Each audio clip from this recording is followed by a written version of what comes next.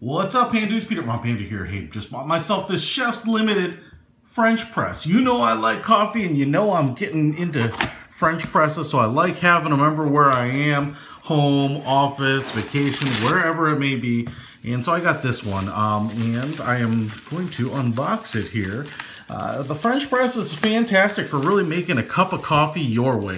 I know a lot of people avoid Starbucks because they're like, oh, the beans taste burnt.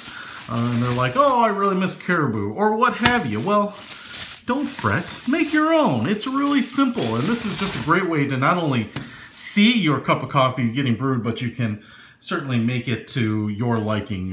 Let it seep into the water for 10 minutes, or for a lighter cup, maybe 3. So the cool thing about this is the Chef's Limited glass pitcher or carafe is inside of basically this metal holder, which is cool. It has these slots and a nice wide base.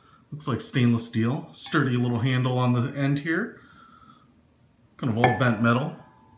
And then you have the press itself with the screens, the spring, and the bottom that should twist off. Looks like the inside of the top here is plastic, so you've got this kind of white plastic. Put this back in here, got a pour spout. Making French press coffee is pretty easy. Pick a grind that you like, add those coffee grounds in there, and then take some hot water and just fill it up to your liking. Wow, look at that. I spilled water everywhere already. So, I don't need a lot of coffee right now, but I'm just gonna let that simmer in there. We'll come back. We'll give it like 4 minutes.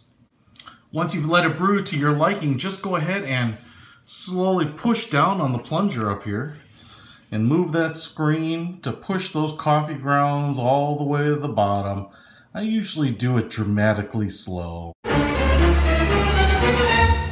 One, I don't want to push any coffee grounds out the sides of the screen and into my coffee via excessive hydraulic pressure.